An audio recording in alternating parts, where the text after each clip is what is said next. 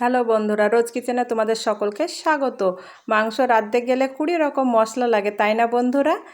আর না, আজ দেখাবো শুধু পেঁয়াজ রসুন আর ঘরোয়া মশলা দিয়ে দারুণ স্বাদের মুরগির মাংস। যারা ঝামেলা পছন্দ করে না বা কম মশলায় খেতে চান, তাদের জন্য আমার আজকের এই রেসিপিটি।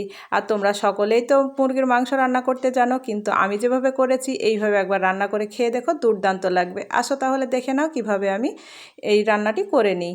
চুলাতে কড়াই বসিয়ে দিয়েছি আর পরিমাণ মতো সরিষার তেল দিয়েছি। আর ভিডিওটি প্রথম থেকে শেষ পর্যন্ত দেখতে থাকো, অনেক টিপস আছে যেগুলো ফলো করলে তোমাদের মাংস রান্না দুর্দান্ত হবে।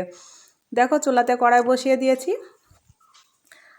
পরিমাণ মতো সরিষার তেল দিয়েছি। তেলটা গরম হয়ে গেলে 2টি তেজপাত আর গোটা গরম মশলা দিয়ে দিলাম। দিয়ে একটু নাড়াচাড়া করে নিচ্ছি যতক্ষণ না ফোড়নের গন্ধটা আসে, ততক্ষণ পর্যন্ত নাড়ব।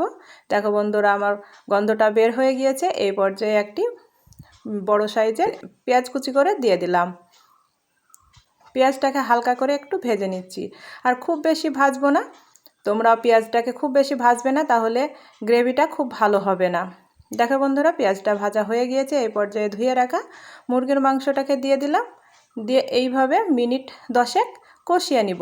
এখানটা হলুদ লবণ কিছুই দিচ্ছি না প্রথমে।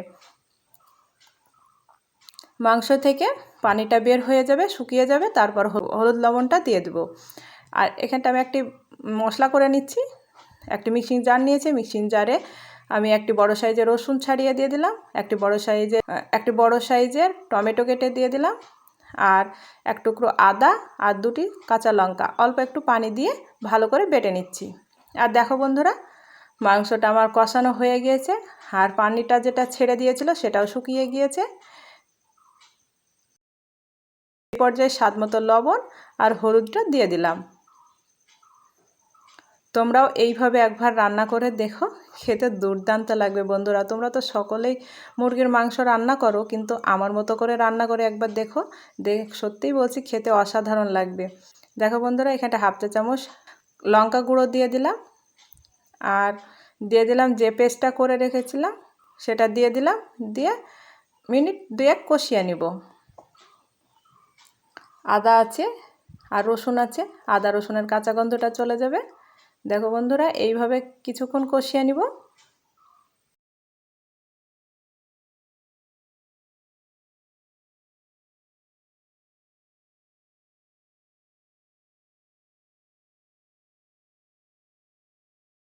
এই পর্যায়ে হাফ চা চামচ ধনিয়া গুঁড়ো আর 1 চা চামচ জিরা বাটা দিয়ে দিলাম। আমি জিরাটা বেটে দিয়েছি, তোমরা চাইলে গুঁড়োটাও দিয়ে দিতে পারো। বাটার পরিবর্তে তোমরা গুঁড়োটা দিয়ে দিতে পারো।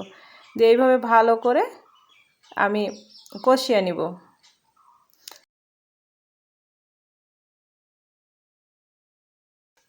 কম বেশি সকলেই রান্না করতে জানো, কিন্তু এইভাবে কম পেঁয়াজ রসুন বা কম মশলায় তোমরা রান্না করে একবার খেয়ে দেখো, খেতে খুবই ভালো লাগবে। আমি মিক্সির জারটা আমি একটু ধুয়ে পানিটা দিয়ে দিলাম। দিয়ে এইভাবে কষিয়ে নিচ্ছি। আর দেখো বন্ধুরা, গ্রেভিটা কত সুন্দর হয়েছে, আর মাংসটাও দেখো কষা হয়ে এসেছে।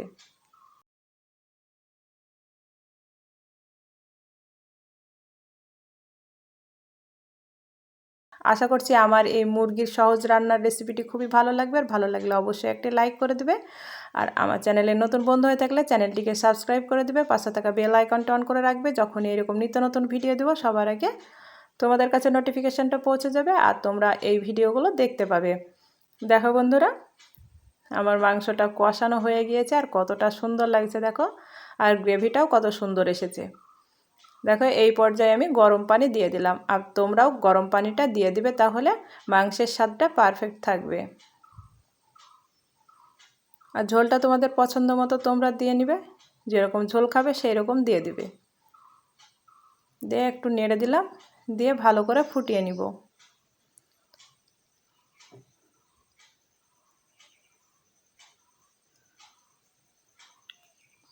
দেখো বন্ধুরা, হাই আছে আমি মিনিট 5 ফুটিয়ে নিয়েছি। দিয়ে ঢাকা দিয়ে দিয়েছিলাম 5 থেকে 10 মিনিট। 5 থেকে 10 মিনিট পর ঢাকাটা সরিয়ে একবার নেড়ে দিচ্ছি। আমার ঢাকাটা স্কিপ হয়ে গিয়েছে, তোমরা অবশ্যই ঢাকা দিয়ে মিডিয়াম আঁচ করে দিবে। দিয়ে রান্না করে নিবে।